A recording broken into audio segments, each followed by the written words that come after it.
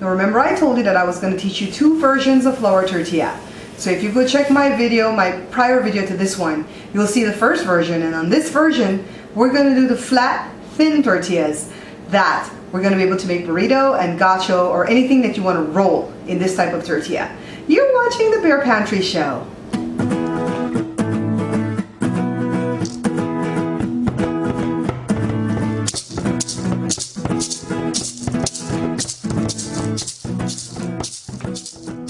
So as you guys remember the other day when we did the flour tortilla, and I call that the traditional kind because that's the kind that's like it's thicker and it's more like a pocket, and you can go ahead and cut it and put things inside. Well, today we want to do burritos for dinner, so we're going to make the flour tortilla again, but we're going to do the ones that are going to be like limp or limbery, or the ones that you can fold and roll. So we have the same 2 cups, but instead of 1/4 cup of butter, we're going to up it to 1/2. This is the one big change that we're going to do for the flour tortilla.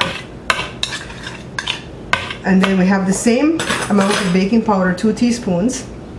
If you notice, I don't make a whole lot with my recipes, right? Because you can find some recipes that has 7 cups of this, and so you work the butter in the flour with the baking powder. And then the next major difference that we're going to do from the tortilla we made the other day is that we heated the milk in the microwave for like 2 minutes. So it's very hot, so that's why I'm doing it with a spoon, because you can't put your hand in this dough, you're gonna get burned.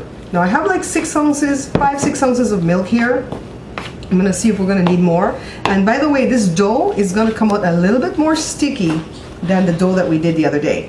So let's add slowly. And if you notice, when I do anything with flour, I always add the liquids very slowly, because you don't want to put too much and then mess up the dough before you can get it perfect. So a little bit more, and the milk is very hot. I can smell it, it's so scalding hot.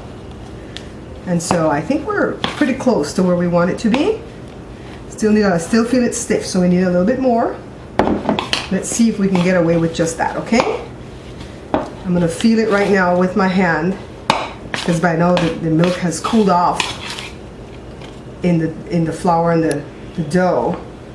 And by the way, you know I've told you before that I don't put salt in any of my breads or any of my tortillas and stuff because I have issues with salt. Well, a while back they had diagnosed me with Meniere's disease, but I don't really think I have that because I don't have any hearing loss, but I do suffer with ringing in my ear and dizzy spells, like tinnitus and vertigo. And I found out that when I eliminated salt and MSG out of my diet, all that stuff went away. And so that's why I tell you I'm limited to only 1,000 milligrams of salt in a 24-hour period.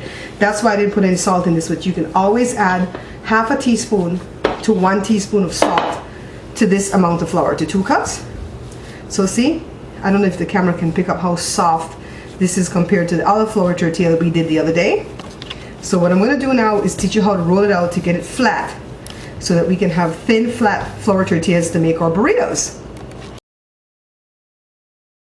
Now I rolled it into a ball, and I'll show you how to do another one. And I start rolling it with a rolling pin on the floured countertop. Now remember I told you I don't know how to roll really round and perfect. So what I did is make sure that the middle part is thin. And then what I'm going to do is use my fingers right here, got some beef on it, to just press out the edges and try to get it as perfectly round as I can and thin. Because on this tortilla, you don't want it thick like the other ones we did the other day, okay? So, I don't know what I'm going to call this one, I guess handmade tortilla or something like that. So see, I'm working the edges. See, this edge is still kind of thick. I could still work this some more. And where it's breaking, just patch the holes. Remember, nothing is really perfect when it comes to cooking here at the Bear Pantry Show. We just make do. So I'm going to try to get another one more perfectly round, but you see how big this is? This could really fold into a nice burrito, right? So I'm going to get the griddle or the comal or an electric skillet if that's all you have. Like if you're in college and all you own is an electric skillet, that will work too on this. I'll get it all heated up. We'll get this first tortilla on, and then I'll come back and try to roll one from scratch for you. So I cut a piece off of the dough, and what we want to do is roll it into a ball like this. Just like when we were doing the Creole buns. Pinch it off at the bottom to close it. And Let's try to see if we can get it perfectly round. You know I have trouble with that, but it's still gonna be tasting good, even if it's not round. So we work that in, we move it. Of course, if your countertop's not floured and it's getting kind of sticky, you'd want to flour it.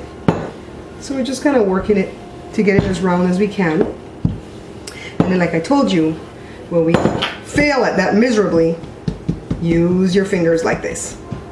And just push it out to make the edges flat. So we can have our perfect burrito tortillas.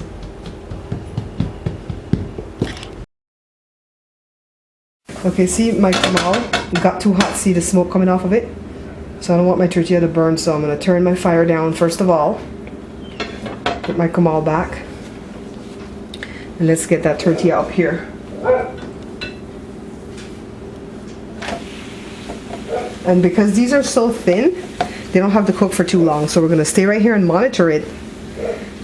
So when we can flip it over, okay? And so this is like one of my favorite foods, flour tortilla, and I want to keep the camera on and rolling because I want you to see how long it takes to cook it on one side. It's been about a half a minute so far, I believe, and it's cooking. Still not ready to turn it, but we're almost there. I'm estimating about 2 minutes on each side to turn the tortilla. So after I flip it, then I'm going to let you know if it's 2 minutes. So this was exactly at 2 minutes that I flipped it over. And it's going to cook for another 2 minutes on that side. And so come, let me show you what all I'm putting in this burrito. So see over here? We've got some leftover roast beef that we had, some leftover chicken, some salsa, some cheese, some spinach because I'm always trying to get fiber in my diet.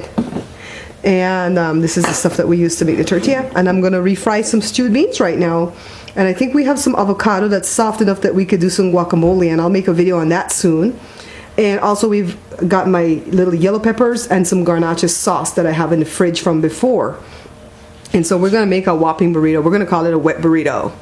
When we come back, I'll show you the finished product of my tortilla and my burrito.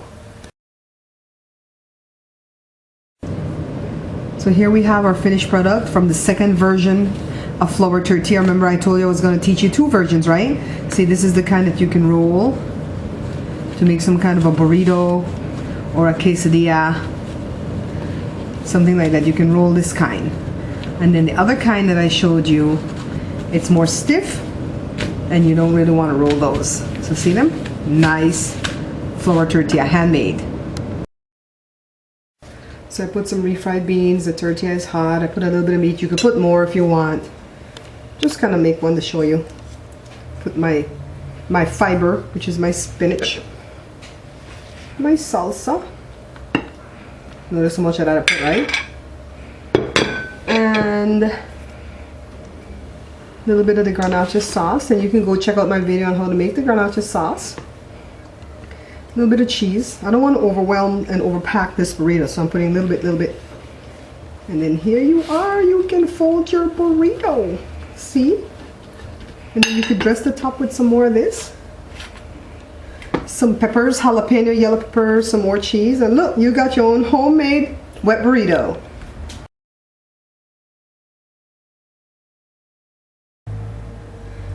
So you see how those came out soft enough for us to make those burritos? And see what we did differently from the first one that I made earlier this week, right? We put more butter and we heated the milk. Some people will replace the milk for hot water and some people will replace the butter for shortening, and that's fine too. I replaced the milk before with hot water and I didn't like the taste. It was kind of bland, but as you can see, I didn't put any salt in it. Please go ahead and put the salt accordingly as you like it.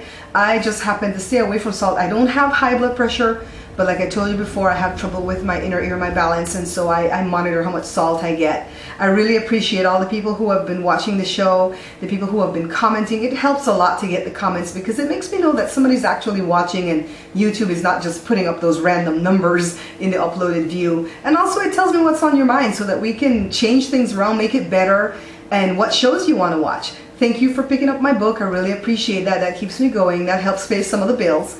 And thank you for subscribing. That really helps too. And I hope you have time to take a look at Beer Pantry Talk. I'm never going to put up the same videos at Bear Pantry Talk that I put on this channel, okay? Bear Pantry Talk is just random stuff, anything else that's on my mind that I'd like to share with you that's not cooking. I don't want to, you know, change the pattern of this show. So that's why I created the other channel. Until I see you again, take care.